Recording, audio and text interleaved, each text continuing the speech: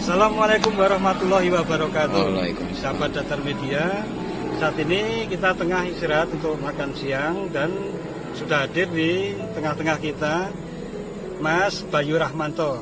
Siapa Mas Bayu Rahmanto ini? Simak dan ikuti terus videonya sampai selesai.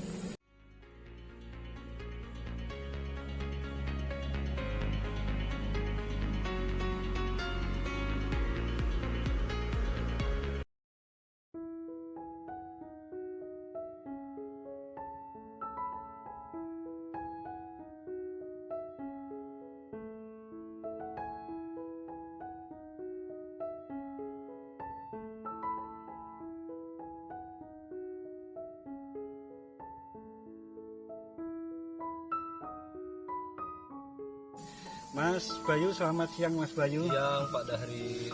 Nah ini Mas Bayu, terima kasih sudah singgah di channel Datar Media. Kita ingin tahu lebih banyak tentang Mas Bayu Rahmanto ini.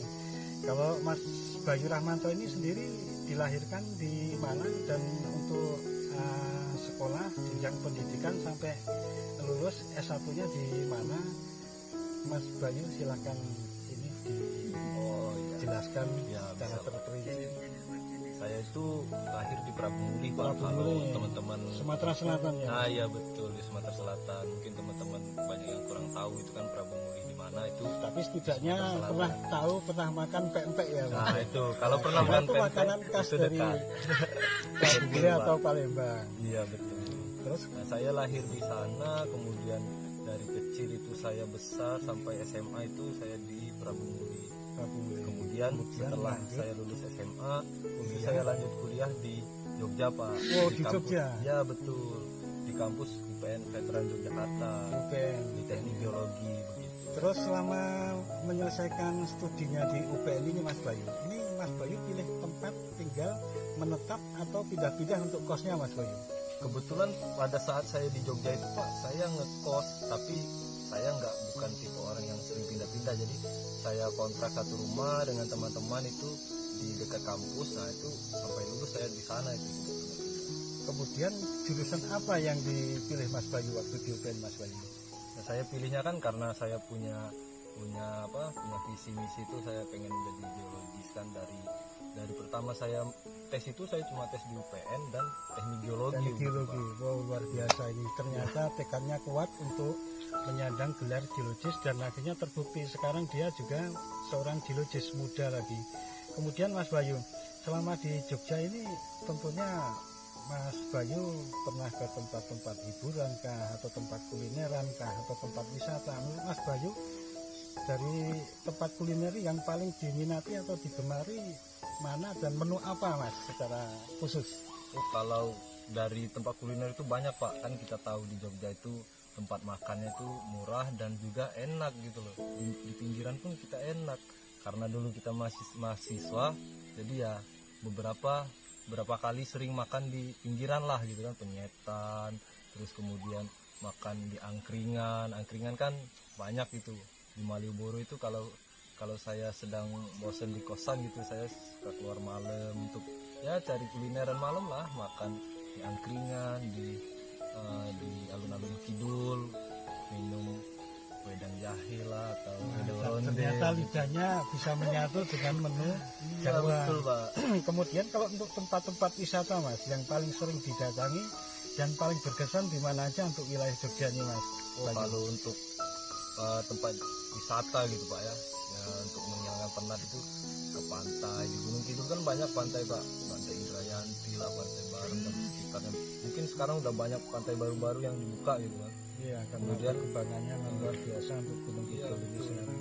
Di daerah Bukit Breksi itu kan banyak. Nah, kalau ke tempat-tempat wisata itu biasanya Mas Bayu suka sendirian atau sama berambut panjang ini Mas Bayu?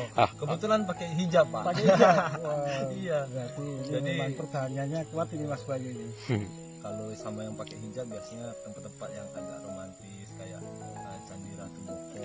Luar biasanya. Kemudian studi di UPN, terutama jurusan biologi ini Mas Bayu selesaikan tahun berapa Mas Bayu?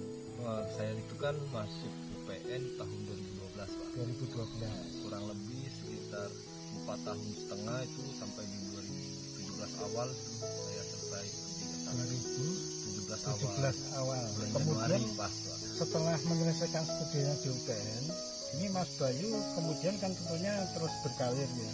Ini langsung bisa dapat pekerjaan di perusahaan mana atau nunggu waktu dulu hingga sampai saat ini Mas Bayu?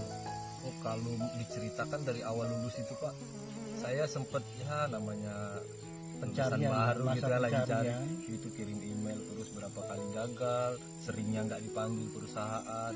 Nah di sela-sela itu saya isi dengan ikut project dari dosen gitu kan. Oh, luar biasa, ternyata tipe orang yang nggak mau diam ini sahabat Datar Media. Jadi selalu mengisi waktu untuk meningkatkan pengalaman agar bisa berkompetisi dalam mencari pekerjaan di sebuah perusahaan, dan akhirnya diterima juga di perusahaan yang lumayan bonafit ya Mas. Itu Ya, tahun berapa bisa Mas? dibilang Bisa gitu. diceritakan prosesnya waktu Jadi- Antam ini Mas? Jadi setahun setelah saya lulus itu kan Antam itu buka rekrutmen Pak, buka rekrutmen nasional. Nah kebetulan ya saya cobalah kan, ini peluang gitu kan, peluang walaupun memang sempat mikir ini peluangnya kecil gitu. Ternyata setelah dijalani memang tahapannya banyak gitu kan, beberapa tahap tes sampai mulai dari Jogja Pak. Dulu tesnya tuh Jogja, Bandung, Medan, Jakarta begitu. Itu dalam berapa bulan itu Itu kurang lebih 1 bulan sampai 2 bulan lah prosesnya, Pak. prosesnya? Proses rekrutmen Kemudian di tuh Jakarta. sampai ke pengumumannya itu makan waktu sekitar berapa bulan Mas? Iya itu Pak, jadi dari awal dia buka Dari awal. sampai mungkin sekitar 2 bulan 2 gitu, Pak. bulan ya. 2 bulan pengumuman. Nah itu alhamdulillah lah saya salah satunya dari banyak teman-teman saya yang dipilih gitu Pak. Artinya kalau rezeki nggak akan Ya kemana ya. betul rezeki. Dan kemudian setelah masuk di Antam atau Aneka Tambang yang notabene perusahaan negara atau BUMN ini, penempatannya di mana saja Mas Bayu, biar sahabat Datar Media bertambah wawasannya dan timbul semangatnya. Artinya Mas Bayu ini bisa menjadi motivator atau inspirator mungkin bagi rekan-rekan sahabat Datar Media yang mempunyai anak ataupun keponakan yang belum dapat pekerjaan agar tetap semangat dalam mendapatkan cita-citanya. Kalau dari awal saya training Pak ya kan, masuk training itu karena Antam punya banyak lokasi gitu kan di daerah lain, jadi saya sempat di Pongkor, di tambang emas Pongkor, kemudian saya sempat di anak perusahaan juga tambang emas di Banten gitu. Kemudian saya juga sempat di Kalimantan Barat, kemudian Kalbar di Mempawah tepatnya, dekatnya Singkawang itu Pak. Dekat Singkawang. Ya, kemudian di Sulawesi Tenggara. Sulawesi Tenggara. Setelah Sulawesi Tenggara itu kan lanjut yang baru-baru ini sih terakhir itu di Oksibil Pak, di Oksibil, Pegunungan Papua, Bintang ya, ya, di Pegunungan Papua. Bintang. Oh, dari sekian banyak lokasi di Indonesia ini yang disebutkan Mas Bayu tadi, kira-kira yang menarik dan paling menantang itu yang mana Mas Bayu? Oh, kalau dibilang yang menarik dan menantang ya tentunya yang di Oksibil Pak. Oksibil ya. Karena bener-bener di sana itu bener-bener di tengah hutan, kita di ketinggian 2000 meter. 2000 meter. Suhunya kan tinggi sangat sekali. sangat beda dengan di sini kan. Ya di sini rendah elevasinya, di sana tinggi, dan itu kan badan juga harus adaptasi. Kemudian dari Medan yang tentu saja di Papua kan semuanya gunung, nggak ada yang, sangat jarang lah itu datar gitu kan. Jadi memerlukan fisik yang lebih. Ya, Ya. betul, Kalau Pak. lihat ini body Mas Bayu ini sangat atletis ya. Mungkin Ya. olahraga rutin yang digelutinya Mas Ya untuk kalau sahabat Datar Media. kalau saya dari dulu itu SMP itu saya sudah main basket Pak. Basket. Walaupun bisa dibilang postur saya tidak terlalu tinggi kan, tapi karena kita hobi dan mau usaha itu ternyata bisa juga main basket Pak. Dengan keuletan, Iya, kelincahan, betul. ya pasti akan menyumbangkan sesuatu yang sangat berarti bagi tim ya. Iya Mas. betul Pak. Nah kemudian Mas Bayu, saat ini Mas Bayu statusnya masih bujangan atau sudah berkeluarga atau gimana Mas Bayu? Wah, kalau sekarang saya belum berkeluarga. Belum. Wah ini kesempatan ini sahabat Datar Media. Bagi yang ingin berkenalan bisa nanti buka Instagramnya Mas Bayu. Apa Instagramnya Mas Bayu? Instagramnya Bayu Rahman Pak. Bayu Rahman, bisa dicek untuk lebih detailnya di Bayu Rahman. Kemudian Mas Bayu, apa cita-cita kedepannya Mas Bayu dengan berkarya ataupun berkarir di Aneka Tambang ini kedepannya Mas Bayu? Kedepannya itu ya karena kita geologis Pak ya, tujuan kita geologis itu kan harapan utamanya itu kita bisa discovery Pak, discovery tambang Menemukan baru, ya, cadangan menemukan baru. cadangan baru. Itu kan ya mimpi semua geologis pasti seperti itu, terutama geologis exploration kan. Itu harapan terbesarnya adalah discovery gitu, Pak. Wow, mantap sekali. Mudah-mudahan Ternyata saja. semangat Mas Bayu sebagai jiwa muda untuk mendapatkan cadangan baru untuk mineral terutama emas maupun tembaga ini sangat besar sekali, dan mudah-mudahan terlaksana tercapai di masa yang akan datang. Amin. Kemudian satu lagi Mas Bayu, apa yang bisa Mas Bayu sampaikan untuk sahabat Datar Media agar menjadi inspirasi dan kesuksesan sahabat Datar Media di masa yang mendatang Mas Bayu? Silakan Mas Bayu. Untuk teman-teman semua, jangan pernah putus asa gitu.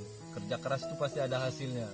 Terus jangan lupa berdoa, karena usaha tanpa doa itu kayaknya akan berat banget gitu kan. Jadi ya sekeras apapun usaha kita pasti ada hasilnya, karena kan nggak ada hasil yang mengkhianati proses itu penting, nanti hasilnya juga akan mengikuti berapa jauh proses kita itu.